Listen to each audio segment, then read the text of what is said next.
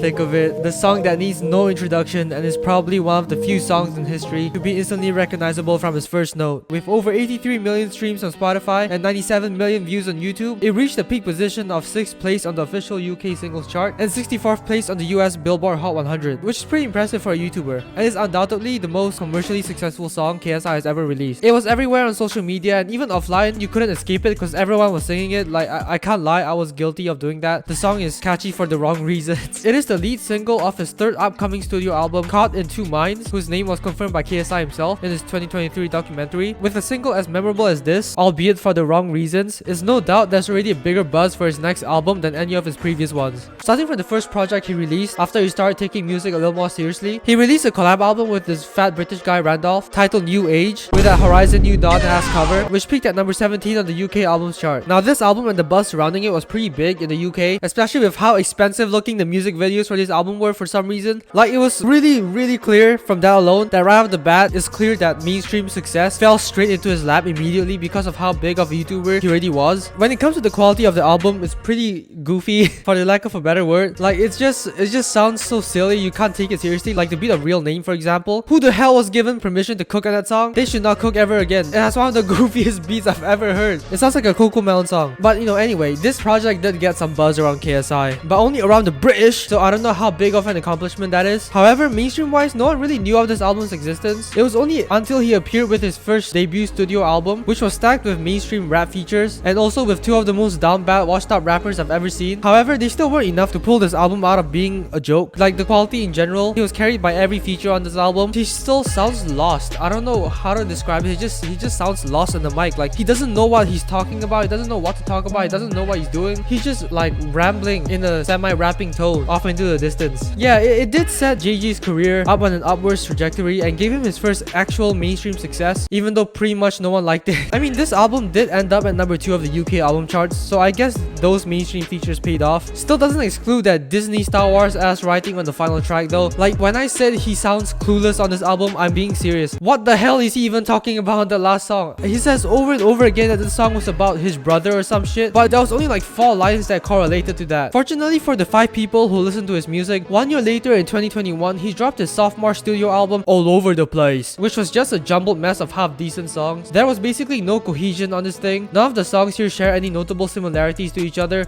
and honestly just feels like a compilation album. But hey, who am I to judge? Because it worked. It finally gave him that number 1 on the UK album charts that he had been fiending for, and actually came up to lukewarm to decent reviews, unlike the relentless criticism that his last album created. And he also had his biggest single at the time, Holiday, become widely acclaimed in the mainstream, which was such a 180 from the lead singles of his previous album where he was carried by fucking Rick Ross of all people. It's just funny because while he still doesn't sound like he has found his place yet or found his sound on this album, with it being all over the place, there's no track cohesion, no theme cohesion, no sound cohesion. He just sounds like he's lost still, but he sounds less lost because I guess he could sing decently after applying enough vocal effects on his voice. And honestly, looking back at it now, it's honestly so jarring how someone can regress this much on the quality of their singles, because after pretty much ditching his music career for 3 years, he comes back with the iconic masterpiece we all know and love. But let's back up a bit. When he first dropped All Over the Place, he was at the absolute peak of his musical relevance. He reached an all-time peak of 11 million monthly listeners, and he was seriously in conversations about mainstream artists. Like, he was low-key being put in the same boat as like other mainstream singers and shit, which is honestly so jarring. If he didn't have the amount of money he did, like his raw singing voice, you would not be talking about him as a mainstream artist. I'ma just say that. Some people were even claiming he was the first true successful YouTuber turned mainstream artist, even though Joji exists. After the initial hype around the album evaporated because people realized the album was more of a playlist than a body of work, his monthly listeners halved in just 2 months into 6 million, and while it still sounds like a pretty substantial amount, it certainly wasn't the numbers a mainstream artist should be putting up. And while his monthly listeners did shoot up to 7 million one time because he had a single that did decently well in 2022, probably because it was promo for one of his bullshit boxing fights, but I digress. That little spike was nothing more than just a spike, and a few weeks later he was safely in the 6 million range again. Once again, that's not a bad range to be in, but for a supposed mainstream artist, 3 albums should at least put you above 10 million, no? Regardless, the spring of 2023 was when he would begin the largest decline of his entire career, which throughout the entire year there was nothing but crickets on his end. Aside from that one song he did with Oliver Tree that flopped massively, even though it was trying so hard to be another like summer pop record that went crazy in supermarkets and stuff. Well, I'll give it one thing. It succeeded in being supermarket music in the sense that no one gives a fuck about it. It's just background music. But it did give him a brief spike in relevance though, as he went back up to 6 million briefly. However, from that point on, the amount of people who still gave a shit began to slowly die off, because more and more people began to realize there's actually no longevity to his music and no replay value. So his monthly listeners began the slow and painful decline, which continued into the late stages of 2024, reaching an all-time low of under 2 million listeners, which is just crazy. I've never seen a mainstream artist with that low of a number. You know, such a feat has never been reached since he was fucking around dropping all that BS music and diss tracks before COVID. And then when his career was pretty much dead in the water and people essentially forgot that this dude made music, the hero that nobody asked for or needed came in to save the day, along with his sidekick, which no one cared about, and for good reason, because this guy should honestly avoid singing for the rest of his career if he truly cares about his listeners. In the midst of his very one-sided beef with Dan TDM over Lunchley, which snowballed into a podcast episode where he admits that he doesn't take showers. Like, why the hell would you admit that? Like, why the hell would you ever admit that? No one was forcing you. I don't like showering. I think it's just boring. Do you like baths? No. Do you put music on in the shower? No, but like the idea of having to clean myself every time, like every day, bro.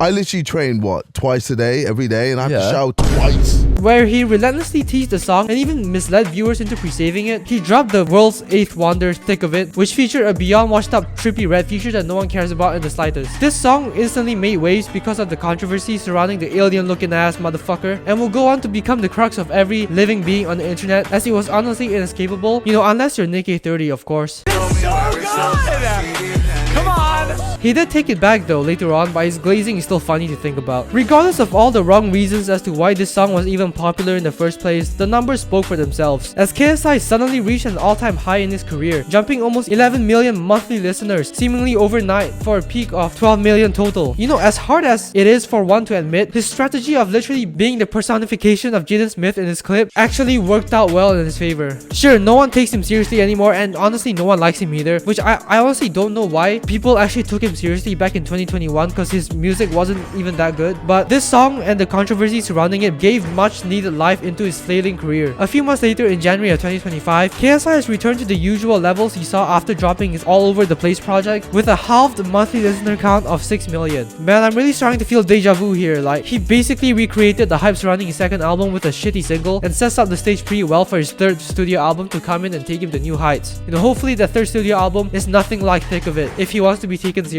While Thick of It was the bane of the existence of every common listener, it basically gave KSI the chance his music career so desperately needs to resuscitate public interest in it, after giving his best Carti impression, with currently a 4-year gap between All Over the Place and his third one if he drops it this year. But you know, if he doesn't drop soon, those numbers are looking like they're gonna fall back into the deep depths of irrelevance KSI's music was in the month before Thick of It dropped. I mean, the numbers have already halved. Imagine another 2 months. Like, it'd be optimistic to have him stay at 4 million. But yeah, to sum up Thick of It, I think there's no better conclusion than to point out how this song is single-handedly keeping Trippy Red above 20 million monthly listeners, because none of his washed ass singles can even touch 10 million streams. Holy fuck, his fall off is generational. And even with his career in the gutter, he still has the nerve to be cheating on his pregnant girlfriend. Yeah, KSI better refrain from making a Trippy Red collab trilogy if he wants to somehow be taken seriously one day. With that being said though, I will see you guys when Frank Ocean drops. JK, I'll probably see you next week or something. See ya! He sucked the tip of it, loves it in his throat.